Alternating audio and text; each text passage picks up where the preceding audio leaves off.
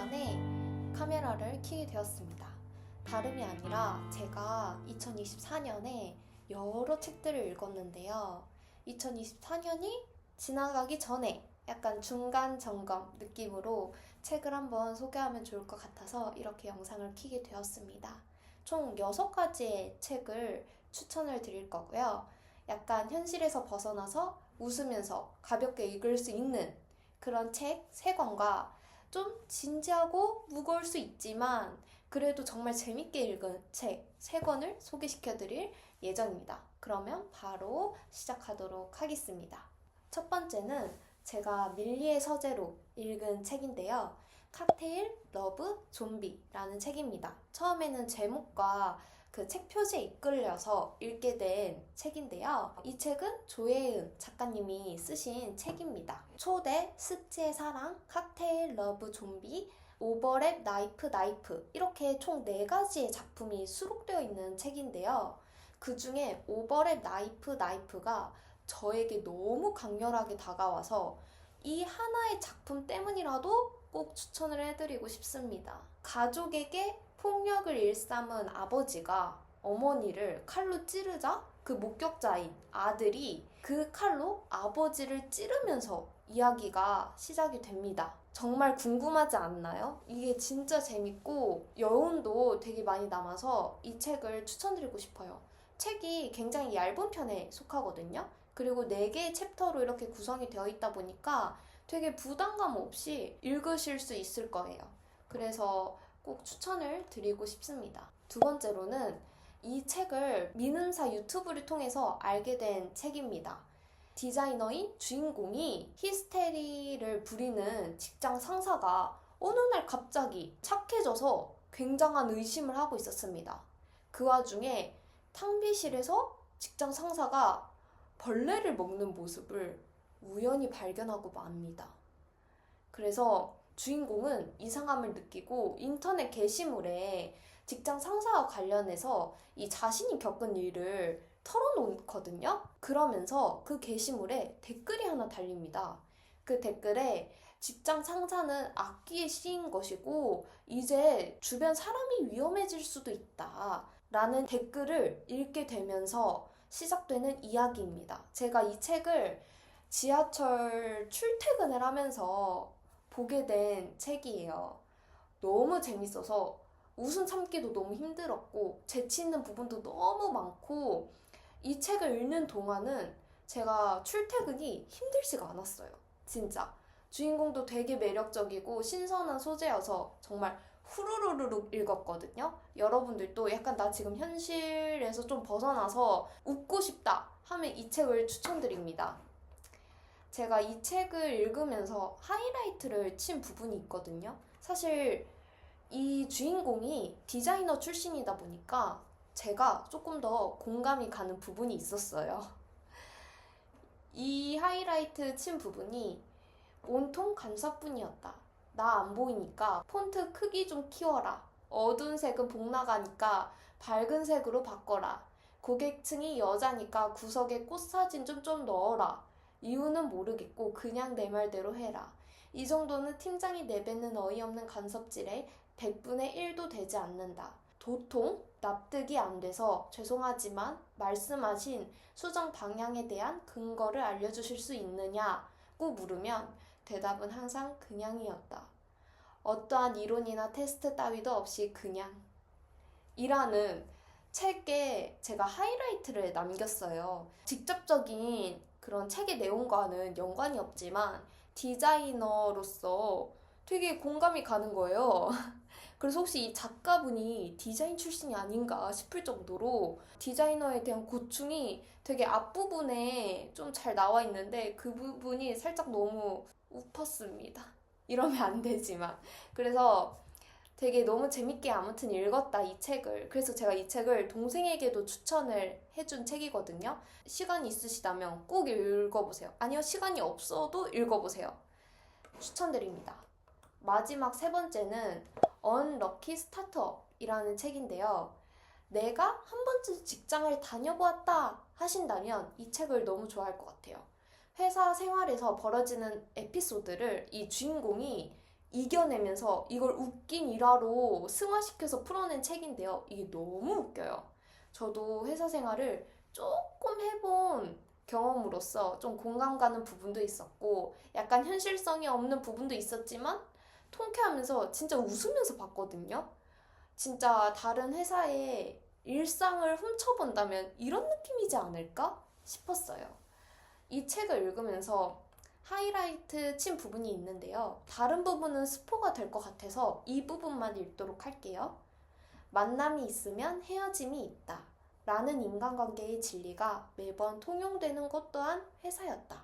이 부분에 제가 하이라이트를 남겼습니다. 그래서 나는 회사 생활을 해보았다 한 사람들은 진짜 공감하면서 웃으면서 읽을 수 있을 것 같고, 저는 회사 생활을 경험해보지 못했지만 회사 생활이 조금은 궁금합니다 라는 분들은 이 책을 읽으면 약간 친한 언니가 또는 친한 친구가 자신의 회사 이야기 썰을 들려주는 것 같은 그런 느낌을 받으실 수 있을 거예요. 그래서 이 세 권은 제가 진짜 너무 재밌게 읽었던 책입니다.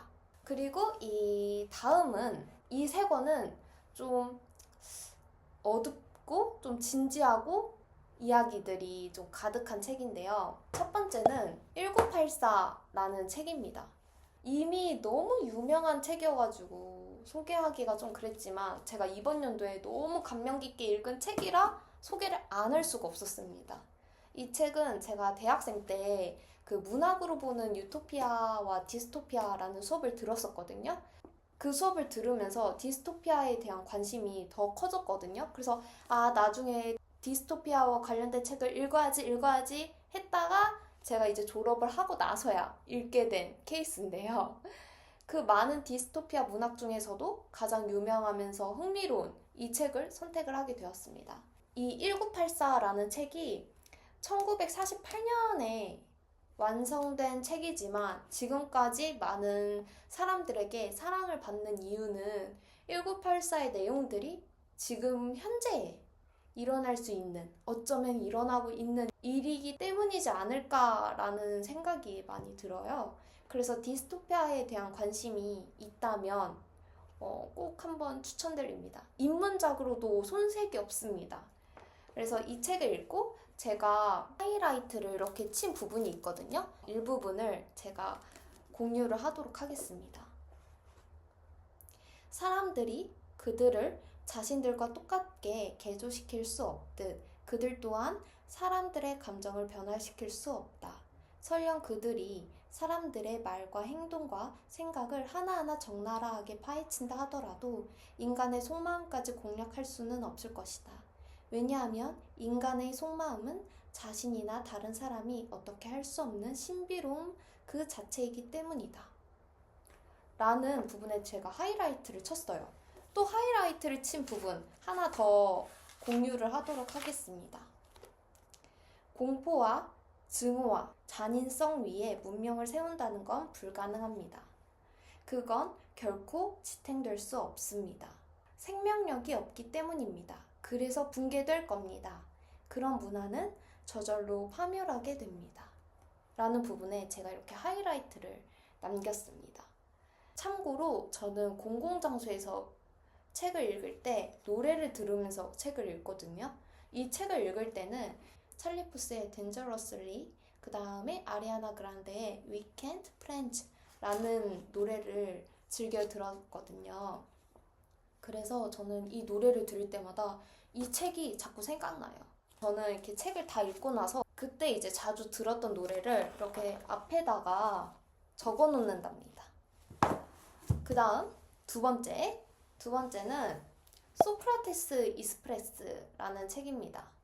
이 책은 사실 철학을 깊게 막 파헤치기보다는 어떤 철학자들의 일생을 자연스럽게 녹이면서 그들의 생각을 들려주는 책이거든요. 그래서 자신과 비슷한 생각을 갖고 자신이 좋아하는 철학자를 찾아가는 재미가 있어요. 제가 철학책을 좋아해서 진짜 이런저런 철학책을 보았거든요.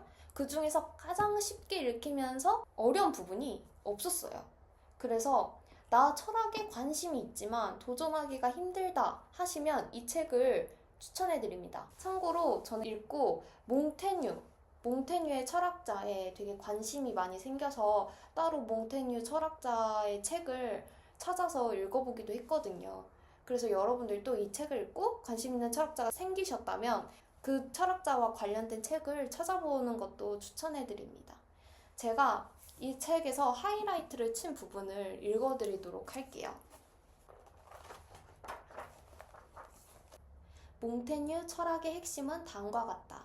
자신을 믿을 것, 자신의 경험을 믿을 것, 자신의 의심도 믿을 것, 경험과 의심의 도움을 받아 인생을 헤쳐나가고 죽음의 문턱을 향해 다가갈 것, 타인과 스스로에게 놀라워하는 능력을 기를 것, 스스로를 간지릴 것, 가능성에 마음을 활짝 열 것.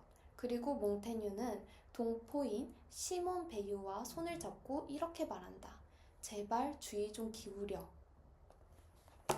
그래서 저는 이 책을 꼭 여러분들께 추천해드리고 싶어서 이렇게 가져오게 되었습니다. 그리고 마지막 책을 추천해드리도록 하겠습니다. 짜자잔! 기술에게 정의를 묻다 라는 책입니다. 빠르게 세계가 발전을 하고 있는데 이러한 발전이 우리에게 이로움을 주기도 하지만 한편으로 여러 가지 문제가 존재하죠. 그런데 이 세계는 윤리 문제보다는 얼마나 정교하고 빠르게 기술을 만들어내는지에 지금은 초점을 많이 두고 있다고 생각을 해요. 우리는 기술이 빠르게 발전하는 만큼 이로 인해 생기는 문제들을 완전히 해결을 하진 못하더라도 함께 고민을 하고 관심을 갖는 것이 저는 굉장히 중요하다고 생각을 하거든요. 저와 같은 생각을 가진 사람들에게는 이 책을 정말 추천해드리고 싶습니다. 이 책이 이 중학생들도 읽을 수 있도록 진짜 굉장히 쉽고 친절한 책이에요. 진짜로. 이 책에서는 똑똑해지는 약, 유전의 선택, 가상현실, 로봇의 권리 등등 이런 되게 흥미로운 7가지의 챕터로 나뉘거든요. 이 책을 읽고 저만의 생각을 이렇게 포스트잇으로 남겨놨거든요. 그 중에 하나를 여러분들과 공유를 하려고 합니다. 아이의 유전자 선택할 수 있다면 이라는 챕터, 이 챕터에서 제가 이러한 포스트잇을 남겨놨습니다. 아이의 유전자를 선택할 수 있다면 로봇과 다른 게 무엇인가? 아이를 디자인하는 것은 부모가 꿈꾸는 이상적인 아이의 모습이다. 부모가 디자인하지 않았다면 예체능에 재능 있고 좋아할 아이가 부모의 유전 디자인으로 인해 의사, 검사, 판사의 능력을 보인다면 아이의 결정권은 어디에 있는 것인가? 사람으로서 옳지 못한 행동이다. 이런 식으로 형질을 디자인하는 과정에서 얼마나 꼼꼼하게 완벽하게 하느냐에 따라 가격은 또 비싸질 것이고 이것은 또 다른 빈곤을 초래할 것이다 라는 그 의견을 남겼습니다. 물론 이 책을 통해서 기술과 윤리 이 사이에서 명확한 답을 찾는 건 힘듭니다. 하지만 이 책을 읽고 충분히 고민하고 관심을 갖고 생각하는 것만으로도 정말 좋지 않을까라는 생각이 듭니다. 제가 소개해드린 1984 소크라테스 익스프레스 이 두 책보다 조금 더 쉬운 책을 원한다? 그러면 이 책을 추천을 드립니다. 이 3가지 책은 무거워 보이지만 사실상 정말 재밌는 책이랍니다. 저는 2024년에 이런 수많은 책 중에 이 6가지를 여러분들께 꼭꼭 추천을 해드리고 싶습니다. 그래서 제 영상을 보시고 마음에 드신 책이 있다면 2024년이 지나가기 전에 한번 읽어보셨으면 좋겠습니다. 다음에 또 기회가 된다면 그때 보도록 하겠습니다. 영상을 시청해주셔서 정말 감사합니다. 다음에 만나요.